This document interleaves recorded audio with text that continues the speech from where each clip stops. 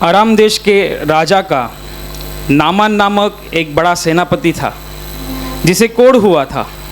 उस समय इज़राइल देश में अलीशा भविष्यद्वक्ता था। नामान को उसके पत्नी के दासी से पता चला था कि इज़राइल में बड़ा भविष्यद्वक्ता है जो मेरा कोढ़ निकाल सकता है। जब नामान इज़राइल में पहुंच जाता है तब अलीशा उसे अजीब काम करने बताता है कि यरदन की नदी में 7 बार डुबकी लगा। यह सुनकर नामान गुस्सा होता है, लेकिन आखिर भविष्यद्वक्ता ने बताया काम करता है। 7वीं बार डुबकी लेने के बाद उसका कोढ़ एकदम खत्म हो जाता है, यहाँ तक कि उसका शरीर छोटे लड़के जैसा हो गया और वो कोढ़ से शुद्ध हुआ। इससे नामान जान गया कि समस्त पृथ्वी पर इज़राइल का यहोवा परमेश्वर सच्चा है। फिर अलीशा के पास लौट आकर वो उसे कई सारी कीमती भेंट वस्तु देना चाहता है, जिसे लेने से अलीशा इनकार करता है। यह देखकर अलीशा भविष्यद्वक्ता का गेहजी नामक एक सेवक था, उसके मन में लालच पैदा हो गई और उसने चुपके से जाकर नामान से कई भेंट वस्तु झूठ बोल कर ली। परमेश्वर ने अलीशा से यह बात बताई और नतीजा यह हुआ कि नामान का कोढ़ गेहजी और उसके वंश को लगा और वो पूरा बर्फ जैसा सफ़ेद बन गया। आइए हम इस सत्य घटना को देखते हैं।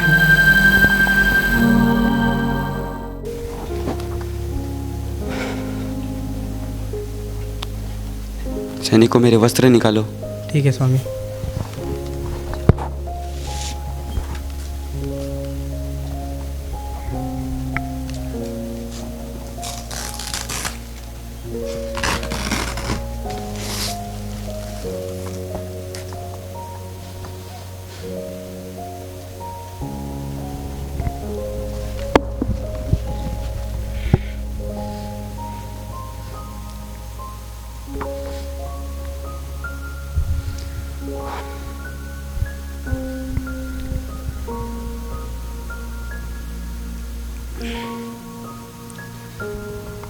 क्या हुआ? आप बहुत परेशान हो।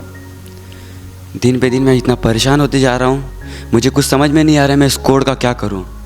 मैंने इतने शत्रुओं को हराया, इतने राज्यों पर जय पाई, इतने युद्ध जीते, फिर भी इस अंधे की शक्ति से कैसे लड़ूँ, मुझे कुछ समझ में नहीं आ रहा है।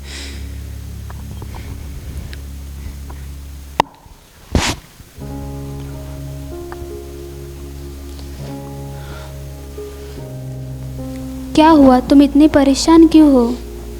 तुम्हें तो पता ही तुम्हारे स्वामी को कोढ़ हो चुका है और इस वजह से वो अभी परेशान है। यदि मेरा स्वामी शोमरोन के भविष्यवक्ता के पास होता, अवश्य ही वो अपने इस कोढ़ से चंगा हो जाता। क्या सच में ऐसा हो सकता है? मैं तुमसे सच कहती हूँ। ऐसा उसने क्या कहा जिससे तुम इतनी चकित हो गई? ये कहती है यदि आप शोमरोन के भविष्यवक्ता के पास होते तो वो तुम्हारे कोढ़ को अवश्य ही चंगा कर देता। दासी, मैंने तुझे छीन कर तेरे लोगों से मेरे पास लाया, परंतु ये बात जानकर भी तू इतनी प्रभावित रीति से मेरी सेवा करती है, इससे मैं प्रसन्न हूँ। परंतु इज़राइल और इज़राइल के परमेश्वर की बातें मेरे सामने मत किया कर। मेरा परमेश्वर सच्चा है।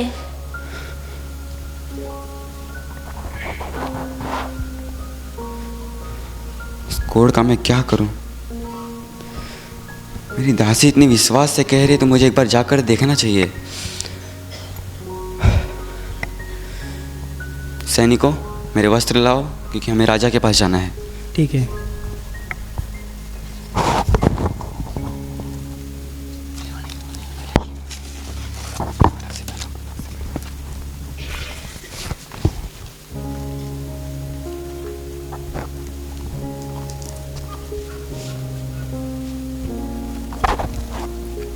चलो। आराम के राजा की जय हो। आराम के राजा की जय हो। आराम के राजा की जय हो।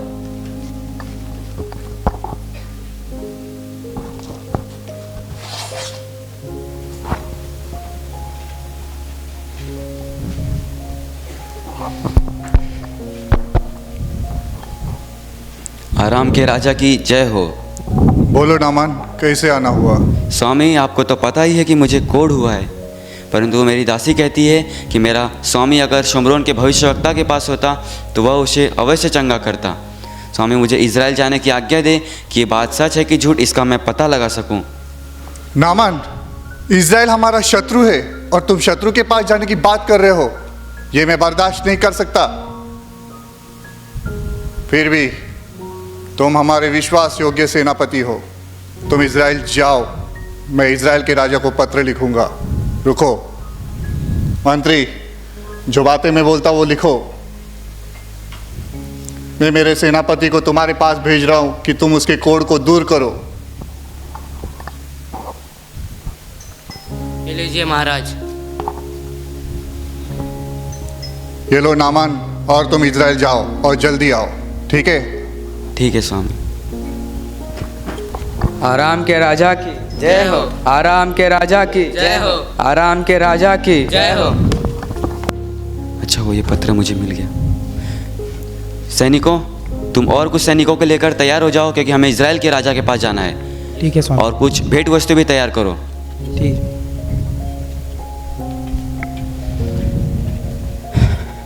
अब मैं जाके पता लगा सकता हूँ कि सैनिकों, सचमुच आ जाओ। इज़राइल में भविष्यवक्ता है क्या।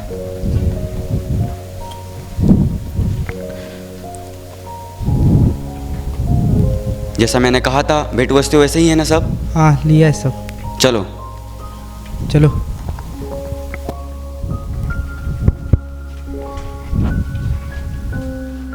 इज़राइल के राजा की, इज़राइल के राजा की, इज़राइल के राजा की, इज़राइल के राजा की, इज़राइल के राजा की, इज़राइल के राजा की।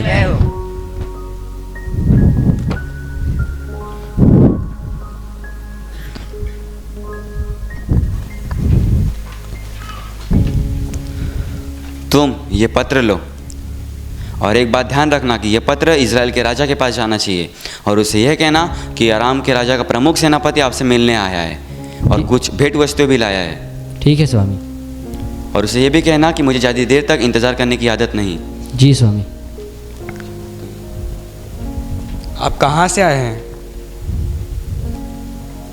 मैं आराम से आया हूँ, इज़राइल के राजा के लिए पत्र आया है। आप यहीं ठहरो, मैं बात करके आता हूँ। ठीक है। मेरे स्वामी, तुझसे कुछ लोग मिलने आए हैं, तू चलकर उनसे बात कर। ठीक है, मैं आता हूँ। भैया, क्या बात है? हम आराम से आए हैं। आराम के राजा ने इज़राइल के राजा के लिए पत्र भेजा है, और साथ ही उसके मुख्य सेनापति के भेजा है, जिसे उसे कोढ़ हुआ है। और हमारे राजा ने साथ में उपहार में 6000 टुकड़े सोने और 10 किक्कार चांदी और 10 जोड़ी वस्त्र भेजे हैं। ये राजा के लिए पत्र।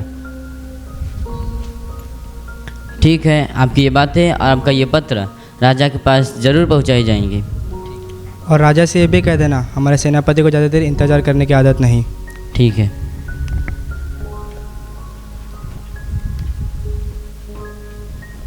इज़राइल का राजा चिरंजीवी रहे। बोलो मंत्री जी, क्या समाचार है? महाराज, आराम से कुछ लोग आए हैं। किस लिए? वे कहते हैं कि हमें आराम के राजा ने भेजा है, और उसने अपने प्रमुख सेनापति को आपके पास भेजा है।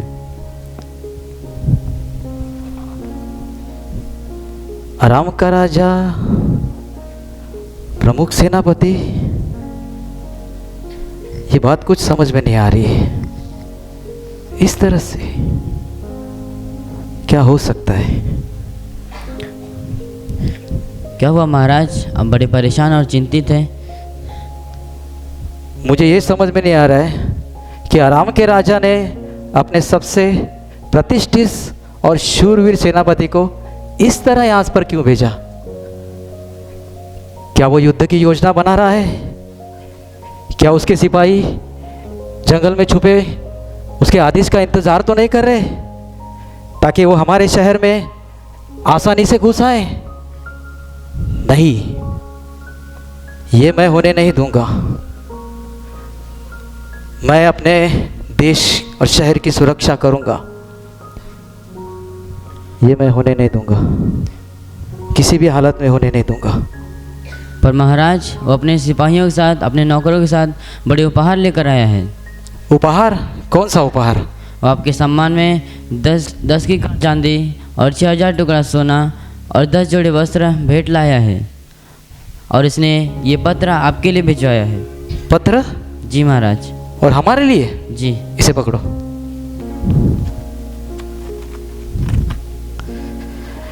जब यह पत्र तुझे मिले तब जानना कि मैंने नामन नामक अपने एक कर्मचारी को तेरे पास इसलिए भेजा कि तू उसके कोढ़ को दूर करे।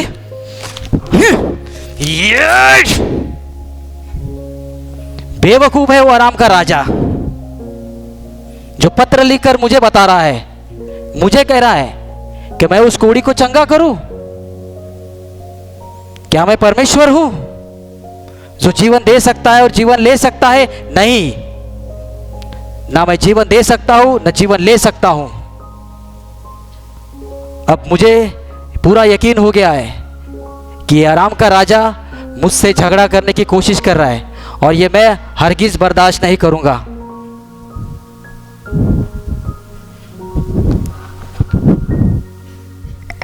महाराज, पर ये कोई चाल नहीं, मैंने स्वयं उस आदमी को देखा है। वो आपके पास आया है क्योंकि आप एक राजा हैं और भविष्यवक्ता एलीशा आपके राज्य के तहत है। चाल नहीं? तुम्हें कैसे मालूम? तुम चुप रहो, तुम कुछ नहीं जानते।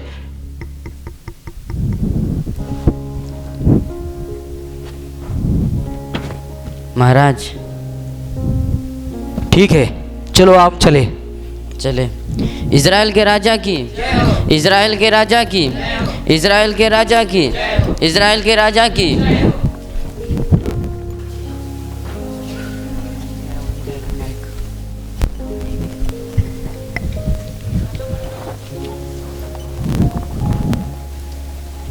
स्वामी। बोलो गेहजी।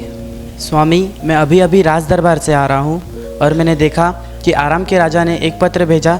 जब राजा ने उस पत्र को पढ़ा तो इसमें यह लिखा था कि मैं अपने प्रमुख सेनापति नामान, जिसे कोढ़ हो गया है, उसे तेरे पास भेजता हूँ कि तू उसका कोढ़ चंगा करे। जब इज़राइल के राजा ने इस पत्र को पढ़ा तो राजा बहुत क्रोधित हुआ और राजा ने अपने वस्त्र फाड़ दिए। क्या राजा ने वस्त्र फाड़ दिए? स्वामी, मैंने अपने कानों से सुना और आंखों से देखा कि राजा ने अपने वस्त्र फाड़ दिए। तो तुम्हें राजा के पास वापस जाना चाहिए और उससे कहना चाहिए, तू इतना क्यों डरता है? उसे मेरे पास आने दे ताकि वो जाने इज़राइल में परमेश्वर यहोवा का भविष्यद्वक्ता है। जा। ठीक है स्वामी। फिर एलीशा का यह संदेश एलीशा का दास गेहजी इज़राइल के राजा के पास लेकर जाता है और तब इज़राइल का राजा नामान कोढ़ी को एलीशा के पास भेजता है। दरवाजा खटखटाओ तुम।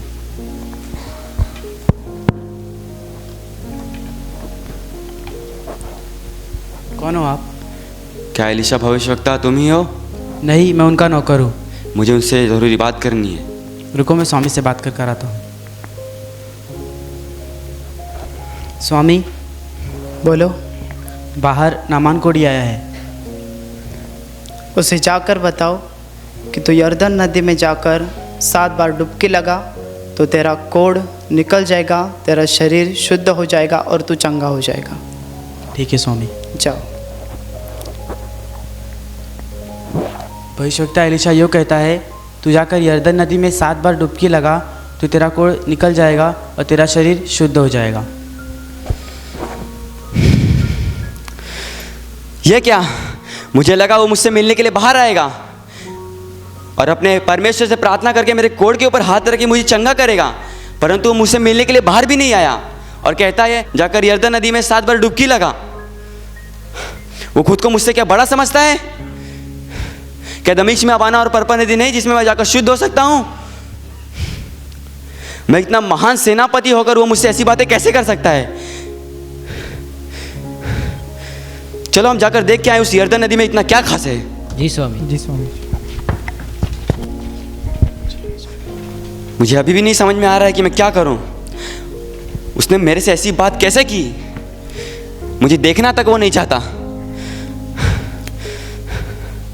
स्वामी, आप इतने बड़े सेनापति होकर आपसे मिलने भी नहीं आया। उसने आपके साथ ऐसा क्यों किया? मैंने उससे राजा से मिलने के लिए भेंट वस्तुएं लाई, फिर भी वो मुझे देखने से भी इनकार करता है। स्वामी, भविष्यवक्ता एलिशा ने अगर आपको इससे कुछ कठिन काम करने को कहा होता तो क्या आप उसे नहीं करते? आपको तो सिर्फ इस साधारण यरदन नदी में 7 बार डुबकी लगाने को कहा है। हो सके उसकी बात मानने से वो इज़राइल का यहोवा तुम पर दया करे और इस कोढ़ से तुम्हें चंगा कर दे। ठीक है, चलो मेरे वस्त्र निकालो तुम। जी स्वामी।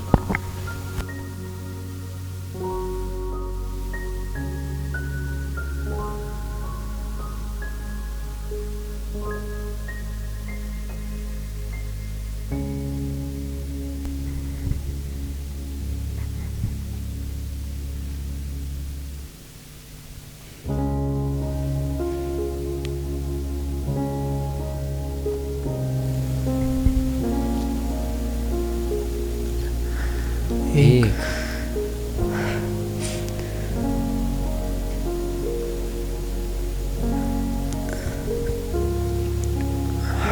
2। क्या सचमुच मेरा कोढ़ चला जाएगा?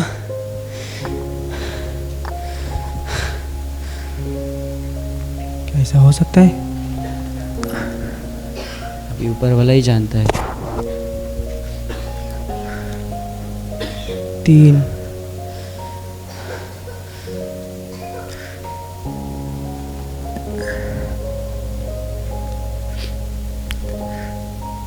4। कुछ नहीं हुआ। मेरा कोढ़ भी ऐसे का ऐसा ही है।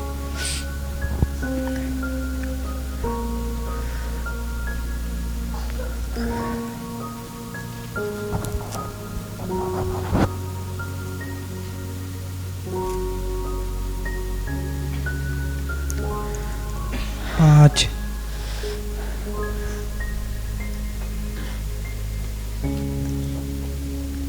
अभी तक तो कुछ भी नहीं हुआ।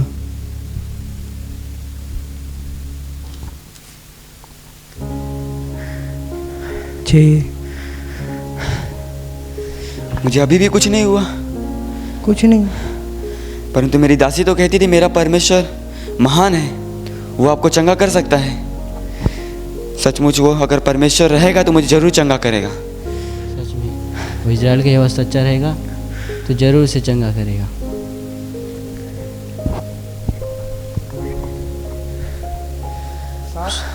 शुद्ध हो गए स्वामी। साफ हो गया स्वामी, अद्भुत हो गया स्वामी। अरे ये देखो, साफ हो गया स्वामी, अद्भुत। ये तो मेरा कोढ़ चला गया स्वामी। आप अरे ये देखो, सच में मेरा कोढ़ चला गया स्वामी।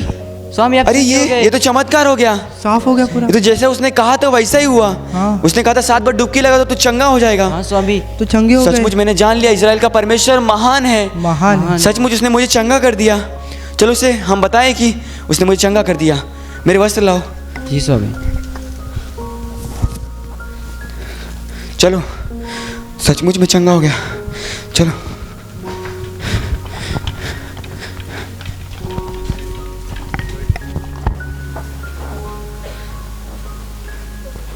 दरवाजा खटखा उठाओ।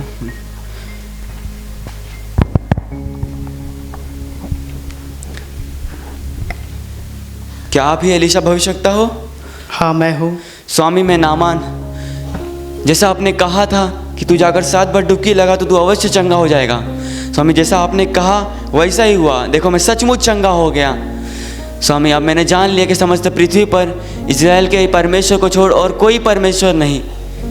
स्वामी अब मेरी आप ये छोटी सी भेंट ग्रहण करें।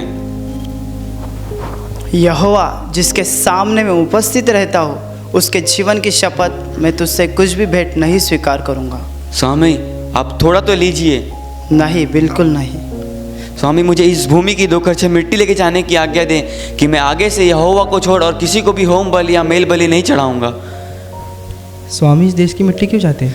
इस देश की मिट्टी इसलिए चाहते हैं वे आराम देश में इज़राइल के यहोवा की वेदी बनाएंगे और आज से उसी की उपासना और उसी की आराधना करेंगे। अच्छा ये बात है। ठीक है, कुशल से जा। ठीक है मेरे स्वामी। चलो सैनिकों। जी स्वामी। स्वामी मुझे लगा नहीं था आप चंगे हो जाओ। ये देखो सचमुच मैं चंगा हो गया। अरे मेरे उस स्वामी इज़राइल ने के तो उस परमेश्वर ने मुझे आराधना चंगा से कुछ कर दिया। दिया भी नहीं। इतना सारा सोना चांदी, इतने सारे वस्त्र उसने लाए थे, उससे कुछ भी नहीं लिया। मैं एक काम करता हूँ, मैं अपने स्वामी के नाम से झूठ बोलकर उस नामान से कुछ ना कुछ तो ले लेता हूँ।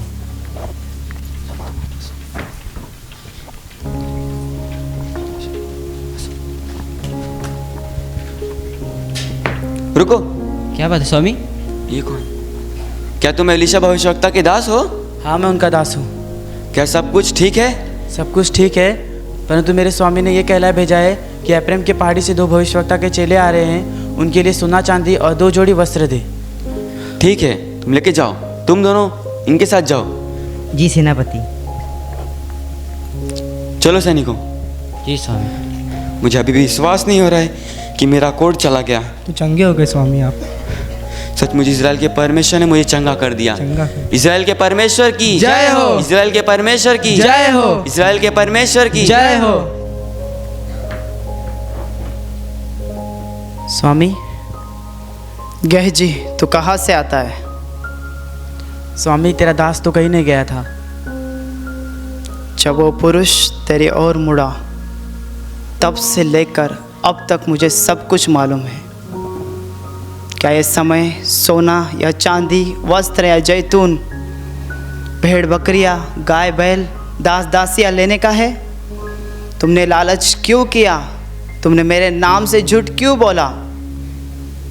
इस कारण से नामान का कोड तुझे और तेरे वंश में सदा लगा रहेगा। अरे ये मेरे हाथों और पैरों को क्या हो रहा है? उस आरामी नामा का कोड मुझ पर आ गया, उसका कोड मुझ पर आ गया। मैंने यहोवा के विरुद्ध पाप किया, मैंने अपने स्वामी से झूठ बोला, मैंने लालच किया। अगर मैंने लालच नहीं किया होता तो ये सज़ा मुझे नहीं भुगतनी पड़ती। मैंने लालच क्यों किया? मैंने लालच क्यों किया? मेरे जैसा लालच और कोई ना करे, क्योंकि यहोवा परमेश्वर सब कुछ देखता है। मैंने लालच किया इसलिए परमेश्वर का डर मुझ पर आया। मुझे लालच नहीं करना चाहिए था। मैंने लालच क्यों किया? मुझे लालच नहीं करना चाहिए था। मैंने लालच क्यों किया? मुझे लालच नहीं करना चाहिए था। मुझे लालच नहीं करना चाहिए था। भाइयों और बहनों, हमने देखा कि परमेश्वर ने कितना महान है, जिसने अपने अद्भुत रीति से नामान को ठीक किया। ये पानी नहीं था जिसने नामान को ठीक किया, परंतु परमेश्वर की बात को मानने से नामान की चंगाई हुई। इसके अलावा हम यह भी देखते हैं कि लालच कितनी बुरी है, जिसके कारण गेहजी पर बड़ा दंड आ गया। इसलिए हमें लालच नहीं करनी चाहिए।